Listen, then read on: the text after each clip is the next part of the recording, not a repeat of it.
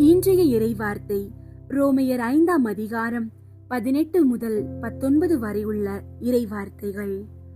ஒருவரின் குற்றம் எல்லா மனிதருக்கும் தண்டனை தீர்ப்பாய் அமைந்தது போல் ஒரே ஒருவரின் ஏற்புடைய செயல் எல்லா மனிதருக்கும் வாழ்வளிக்கும் விடுதலை தீர்ப்பாய் அமைந்தது. ஒரு மனிதரின் கீழ்ப்படியாமையால் பலர் பாவிகளானது போல் ஒருவரின் கீழ்ப்படிதலால் பலர் கடவுளுக்கு ஏற்புடையவர்கள் ஆவார்கள். அன்பார்ந்தவர்களே, இன்றைய இறைவார்த்தை நமது கிறிஸ்தவ விசுவாசத்தின் அடித்தளத்தை விளக்குகிறது. மனிதகுல வரலாற்றில் இருண்ட பக்கத்தை திறந்தவர் ஆதாம். அவர் கடவுளின் ஒரே கட்டளையை மீறிய அந்த சிறு கீழ்ப்படியாமை பாவத்தையும் மரணத்தையும் நமக்கு தண்டனை தீர்ப்பாக கொண்டு வந்தது. ஆனால் ஆண்டவர் இயேசு கிறிஸ்து 2ஆம் ஆதாம் போல் செயல்பட்டார். சிலுவை சாவை ஏற்கும் அளவுக்கு தம் தந்தையின் விருப்பத்திற்கு அவர் முழுமையாக கீழ்ப்படிந்தார்.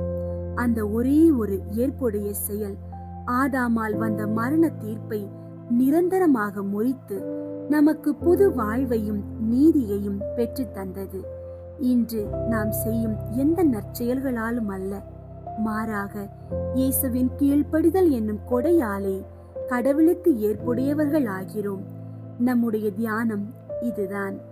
நம் வாழ்வின் எல்லா சோதனைகளிலும் சவால்களிலும் கீழ்ப்படியாமையின் வழியை புறக்கணித்துவிட்டு கிறிஸ்துவை போல கீழ்ப்படிதலை தேர்ந்தெடுப்போம். ஏனெனில் அவர் கீழ்ப்படிந்ததால் நாம் நீதிமான்களானோம். அந்த நீதியின் வழியில் நாம் நடக்கும்போது நம் வாழ்வு மேலும் பலருக்கு விடுதலை அளிக்கும் சாட்சியாக மாறும். ஜெபம்.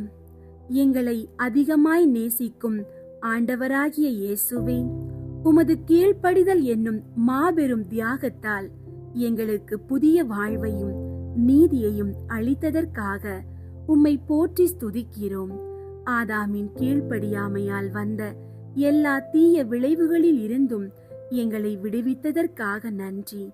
எங்கள் வாழ்வில் வரும் சோதனை வேளைகளில் நாங்கள் உமது திருவுளத்திற்கு கீழ்ப்படிய தயங்காமல் உமது அடிச்சுவடுகளை பின்தொடர எங்களுக்கு உமது ஆவியின் பலத்தை தந்தருளும்.